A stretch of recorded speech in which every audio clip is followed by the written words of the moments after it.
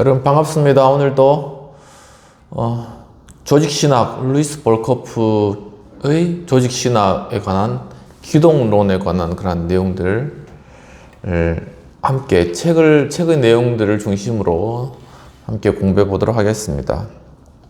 주기도문으로 기도하시고 오늘 공부를 시작하도록 하겠습니다. 하늘에 계신 우리 아버지여, 이름이 거룩히 여김을 받으시오며 나라의 임하옵시며 뜻이 하늘에서 이룬 것 같이 땅에서도 이루어지이다. 오늘날 우리에게 일용할 양식을 주옵시고 우리가 우리에게 죄 지은 자를 사하여 준 것 같이 우리의 죄를 사하여 주옵시고 우리를 시험에 들지 말게 하옵시고 다만 악에서 구하옵소서. 대개 나라와 권세 영광이 아버지께 영원히 있사옵나이다. 아멘.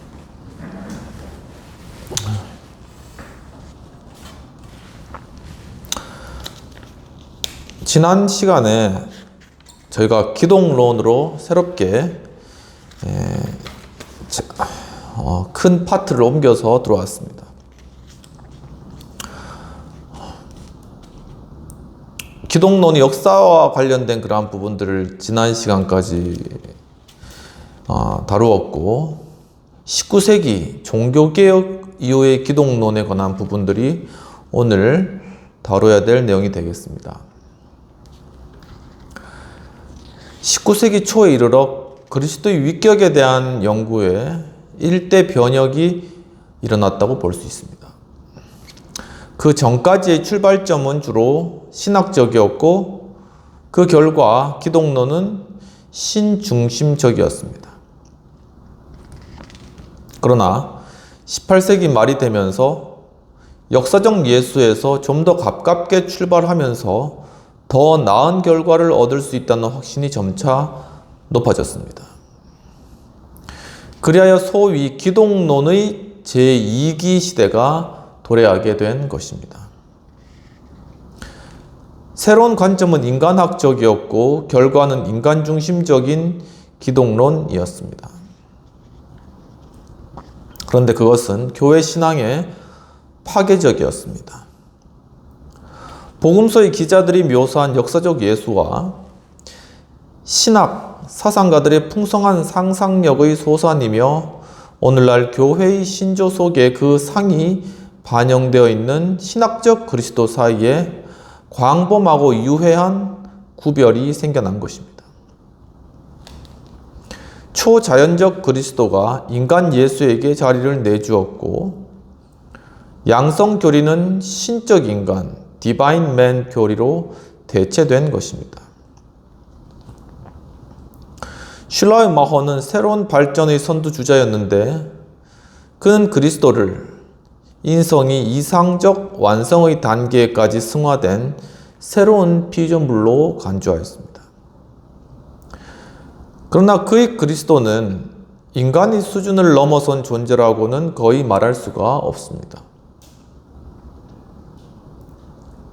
그의 인격의 독특성은 그가 신성과 완전하고 단절없는 일체감을 가질 뿐 아니라 무제한 완전성의 성품 속에 인간의 운명을 온전히 인식하고 있다는 사실에 있습니다. 굉장히 좀 어려운 말이죠. 그 인격의 독특성이 그가 신성과 완전하고 단절없는 일체감을 가질 뿐만 아니라 그 무제한 완전성의 성품 속에 인간의 운명을 온전히 인식하고 있다는 사실이다. 그러니까 신적인 신성, 이것과 일체를 하면서도 인간으로서의 운명, 인간의 운명이 뭔가요? 인간의 운명이 태어나고 살다가 때가 되어 죽는 것이 인간의 운명인 것이죠. 이런 운명을 온전히 인식하고 있다는 사실에 있다는 것입니다.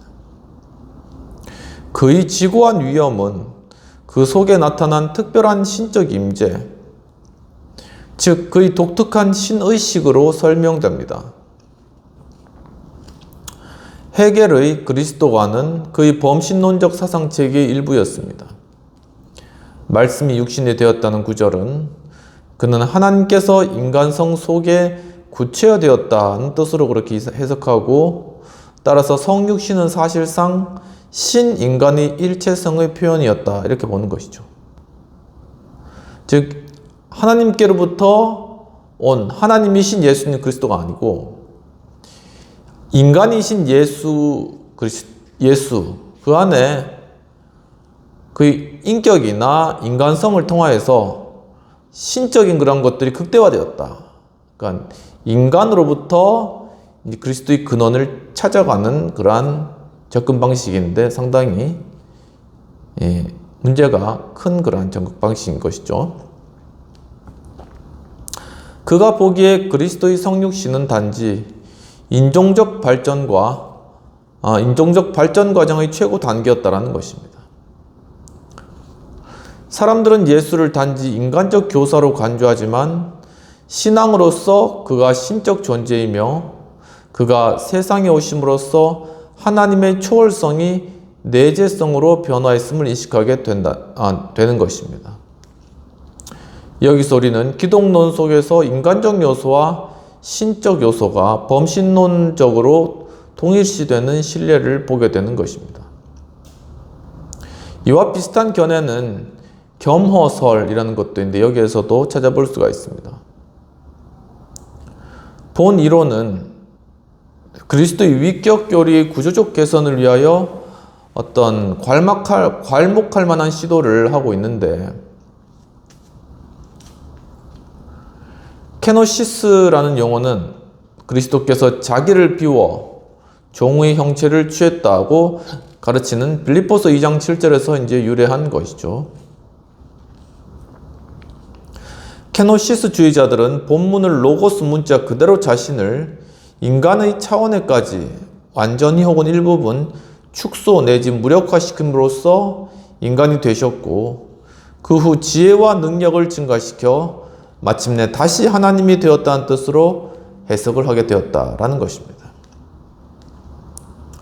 이 이론은 다양한 형태로 나타나는데 그중 가장 철저한 것이 이제 게스라는 분의 이론으로서 얼마 동안 상당히 인기를 얻었다고 합니다.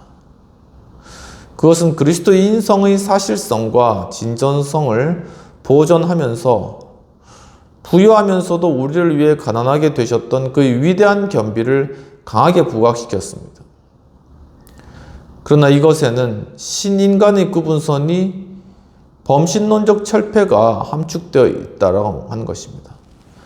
그러니까 좀 어려운 말인데 이것에는 신인간의 구분선, 그러니까 하나님과 인간 간의 그 구분선의 범신론적 철폐, 그러니까 하나님과 인간 간의 그러한 어떤 이러한 것을 구분짓는 이러한 선이 범신론적으로 그것을 철폐시킨다. 신이나 인간이나 같다. 이렇게 이것을 해석하는 그러한 방법을 취했다라는 것이죠. 중도파 미디에이팅 스쿨인데 중도파의 가장 중요한 대변자였던 도르너는 이 견해에 강력히 반대했고 그 대신 점진적 성육신론을 제안하였다고 합니다. 그는 그리스도의 인성을 신성에 대한 특별한 수용성을 갖춘 새로운 인간성으로 이해한 것이죠.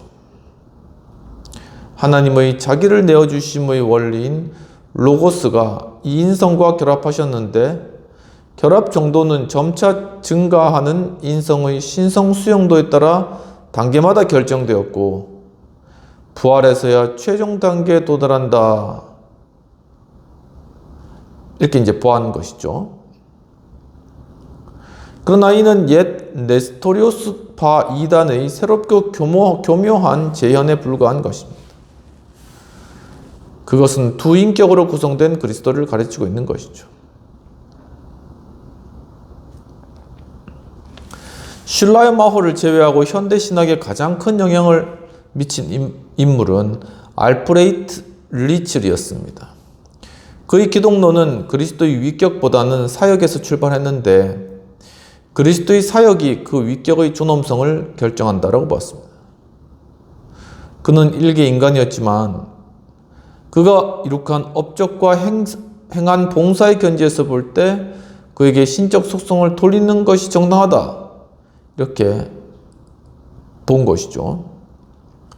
그는 그리스도의 선제, 그리고 성육신, 동정녀 탄생 교리를 배제했는데, 왜냐하면 이는 기독교 공동체의 신앙의식과 아무런 접촉점도 없기 때문이다 라고 이야기하고 있습니다. 가장 중요한 것을 다 배제시킨 거였다는 거죠. 그리스도의 선제는 예수 그리스도께서 태초에 존재하셨다, 이것을 부인하는 것입니다. 또 성육신과 동정녀 탄생 교리를 배제한다는 것은 그리스도의 신성을 거의 제거하려고 한 하나의 시도라고 보여지는 것이죠. 그리스도는 하나님 나라의 창시자로서 하나님의 목적을 자신의 목적으로 삼았으며, 이제는 어떻게든 사람들을 기독교 공동체로 인도하고 오직 사랑을 동기로 하는 생활을 영위하도록 이끄신다는 것입니다. 그는 자신의 교훈, 모범, 독특한 가마로서 인간을 구원하시며 따라서 인간으로부터 호칭받을 자격이 계신다라는 것이죠. 하나님으로부터 호칭을 받을 그런 자격이 있다라는 것이죠. 이것은 사실상 사모사타의 바울의 이론의 하나의 재현이다라고 이렇게 평가했습니다.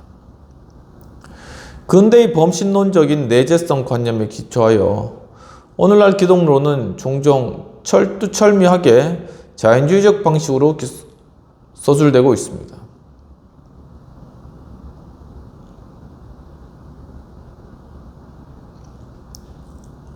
그래서 표현은 크게 달라도 근본 사상은 신인간의 본질적인 합일이라는 점에서 대체로 동일하다라는 것이죠. 현대 신학에서 그리스도의 양성 교리는 그 자취를 감춘 것입니다. 대신 신인간의 범신론적인 동일시, 아이덴티피케이션이 자리 잡았고, 근본적으로 모든 인간이 신적이다, 이렇게 생각을 한 것이죠. 왜냐하면 그들은 그 속에 신적 요소를 포함하고 있기 때문인데, 그리고 그들은 모두 다 하나님의 아들로서 그리스도와 정도 차이만 있을 뿐이다라는 것이죠. 현대의 기독론은 한결같이 같은 신인간의 연속성의 원리에 기초하고 있다는 것입니다. 그리고 바르트와 그의 동조자들은 바로 이 원리에 반대하여 목소리를 높이고 있는 것인데, 오늘날 신학계 일단에서는 양성교리로 복구하려는 조짐이 일어나고 있다는 것입니다. 미클럼은 그의 신학론에서 자신은 단연간 그리스도의 단일 인격과 양성교리를 포기해야 한다고 자신있게 주장해 왔지만, 이제는 그것이 오해에 기인했음을 깨닫게 되었다고 고백하여서 다시금 예수 그리스도의 양성교리로 돌아가야 된다라는 그런 하나의 흐름이 생겨나고 있다는 것은 반가운 일이라고 말할 수가 있을 것입니다.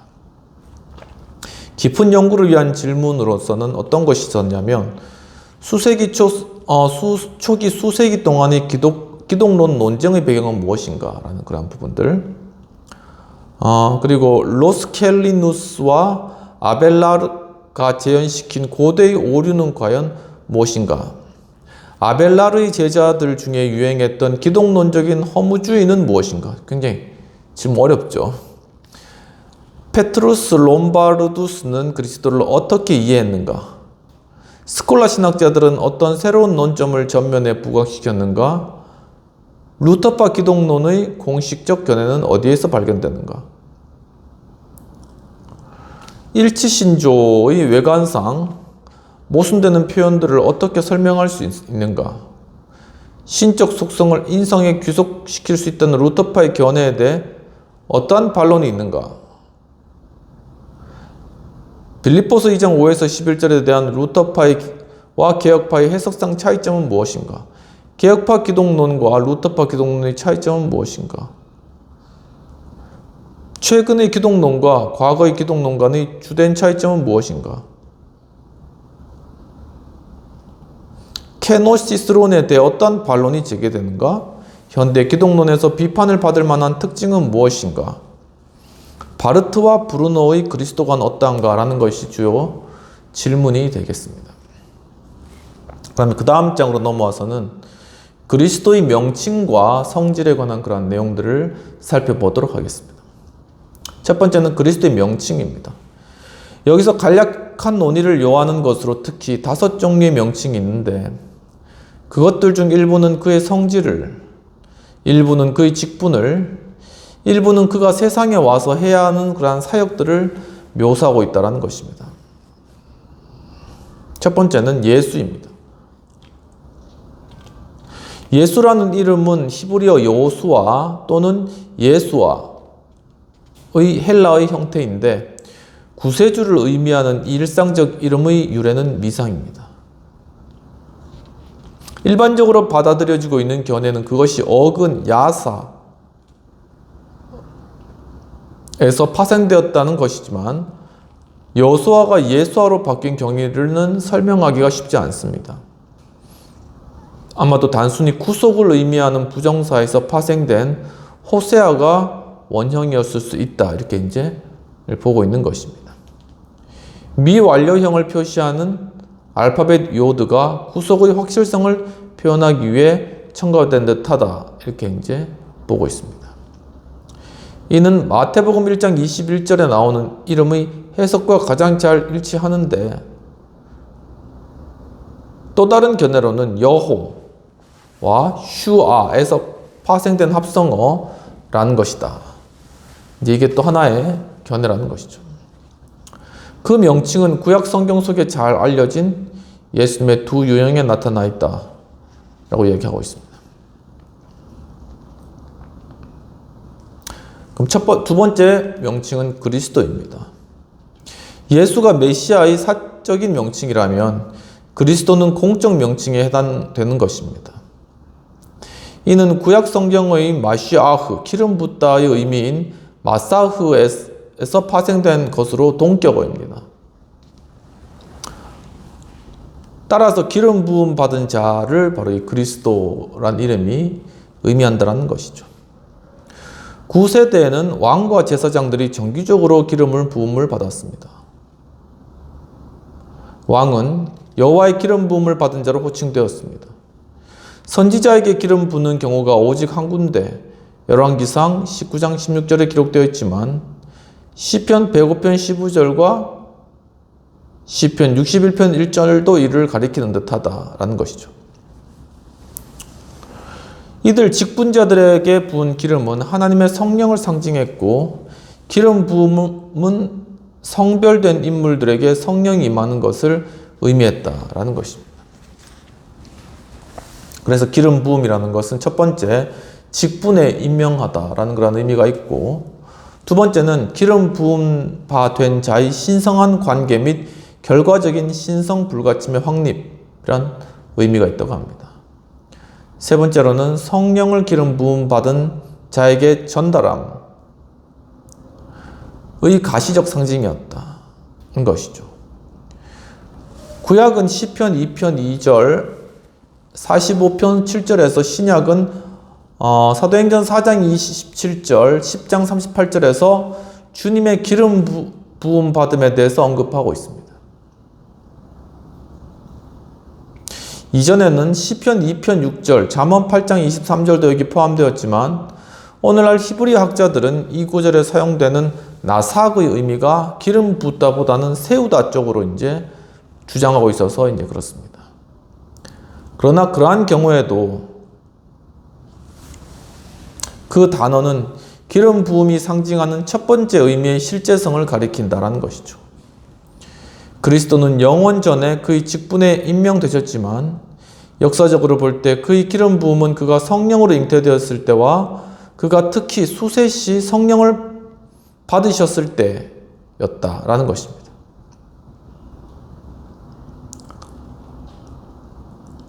그것은 그리스도께서 그 위대한 사명을 감당할 자격을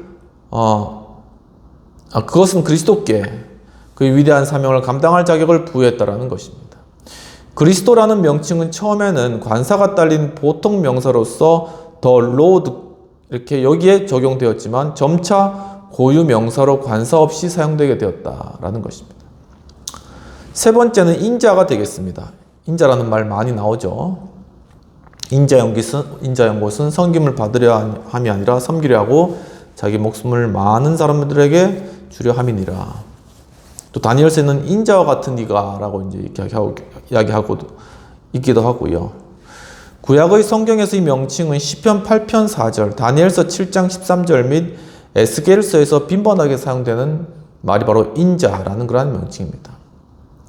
또한 외경인 에녹서 46장과 64장과 에스드라스 2서 13장에도 나타나는데 오늘날 이 명칭의 신약적 용법을 다니엘서의 9절에 의거하여 이해하는 방식이 일반적입니다. 그러나 다니엘서의 경우는 아직 명칭이 아닌 단지 묘사어일 뿐이다 라고 보았습니다.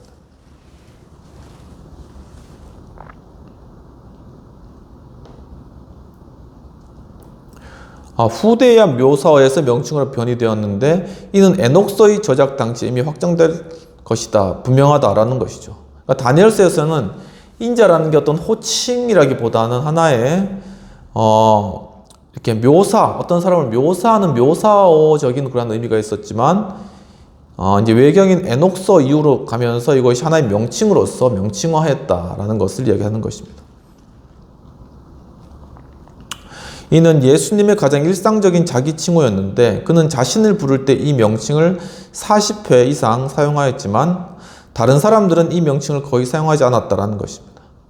복음서에서 유일한 예외는 요한복음 12장 34절이지만 이는 예수님의 말씀을 간접적으로 인용한 것이다 라는 것이죠. 그리고 신약의 다른 부분에서는 오직 스데반과 요한이 이 명칭을 사용하였다라는 것이죠. 잠깐 이제 그걸 찾아보면 한번 잠깐 살펴보도록 하겠습니다. 보면은 요한복음 12장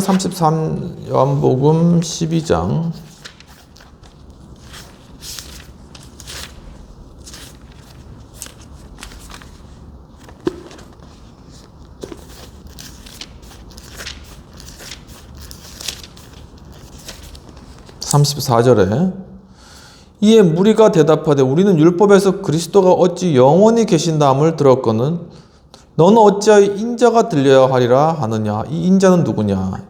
여기서 사용하는 인자라는 그런 부분들. 그리고 이제 사도행전 7장 56절에서는 스데반이 인자가 하나님 우편에 서신 것을 본다라는 그러한 내용인 것이죠. 그리고 계시록 1장 13절과 14절에서는 이제 인자 같은 이가 이제 촛대 사이에 거니시는 모습을 보는 그러한 장면이 되겠습니다. 이 보스 박사는 그의 저서 예수의 자기 계시에서 이 명칭의 용례를 네 가지로 구분하고 있는데 첫 번째는 인자의 종말론적인 도래를 분명히 언급하는 구절들이라고 해서 마태복음 16장 27절, 28절, 마가복음 8장 38절, 13장 26절 및 병행 구절들이다 라고 하고 있습니다. 특별히 예수님의 고난, 죽음, 그리고 때로는 부활에 관한 구절들인데 예컨대 마태복음 17장 22절, 20장 18절, 19절, 28절, 그리고 12장 40절 및 병행 구절들,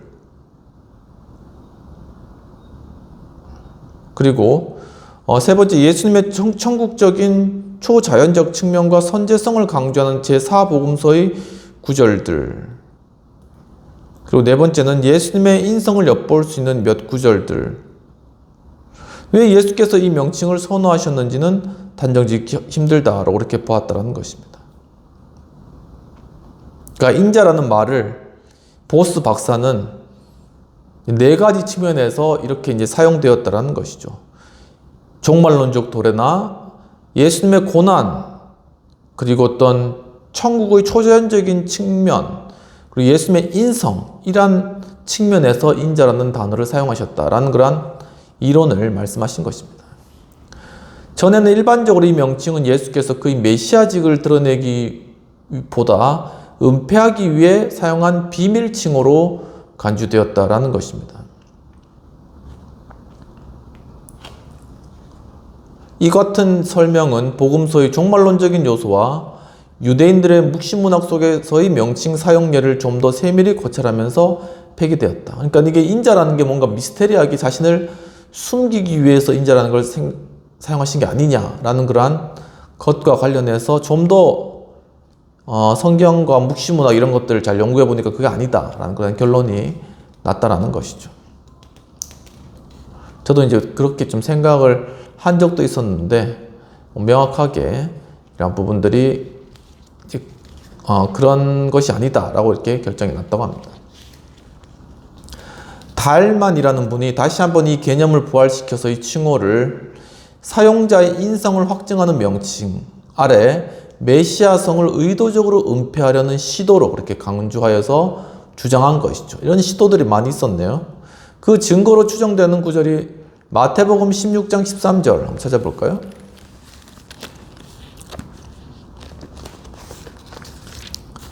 마태복음 16장 13절 예수께서 빌립보 가이사랴 지방에 이르러 제자들에게 물어 이르되 사람들이 인자를 누구라 하느냐라는 그러한 부분들, 그리고 요한복음 12장 34절 보면 이에 무리가 대답하되 우리는 율법에서 그리스도가 영원히 계신담을 들었거늘 넌 어찌하여 인자가 들려야 하리라 하느냐. 아까 저희가 읽은 구절이죠. 여기서 이제 이 어떤 인간 예수 아래에 있는 메시아적인 것을 은폐하기 위한 그러한 목적에서 그것이 사용되었다라는 것이 달만 박사님이 다시금 이렇게 주장을 한 것인데, 그러나 이거는 의심스럽다는 것이죠. 특히 뒤의 구절은 백성들이 이 이름을 메시아적으로 이해했음을 보여준다라는 것입니다. 보스 박사는 예수께서 이 명칭을 선호하신 것은 아마도 그것이 메시아직에 대한 일체의 가능한 유교적 악용으로부터 가장 거리가 먼 용어이기 때문일 것이다 라고 생각했다. 이게 좀 말이 어려운데, 메시아직에 대한 일체의 가능한 한 유대교적 악용, 그러니까 유대교 측면에서 메시아라는 그러한 직분에 대해서 그것을 악용해서 사용하는 그러한 용어들로부터는 가장 거리가 먼 그러한 용어이기 때문에 인자라는 단어가 그 순수성을 가지고 있기 때문에 그렇게 사용했다라는 것이죠. 자신을 인자로 부르심으로써 예수님은 메시아직에 그 자신의 천국 중심적인 정신을 불어넣으셨다라는 것입니다. 그리고 이로써 그가 자신의 인격과 사역을 높이 고양시키신 것은 그의 초기 제자들이 그를 가장 천국적인 명칭으로 부르기를 주저했던 것과 모종의 연관이 있다라는 것이죠. 그러니까 천국 중심적 정신, 이것이 인자 안에 들어가 있다. Heaven centered. 이게 있다라는 것이죠.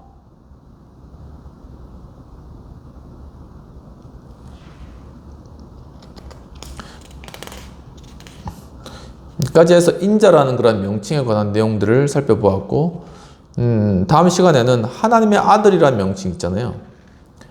그리고 큐리오스, 주라는 명칭, 이러한 명칭들을 살펴보고 그리스도의 성질에 관한 내용들을 살펴보도록 하겠습니다. 기도하고 마치도록 하겠습니다. 하나님 아버지, 오늘도 참 예수 그리스도 그 명칭에 관한 다양한 해석들과 의미들을 볼 수 있도록 이끌으신 은혜를 감사합니다.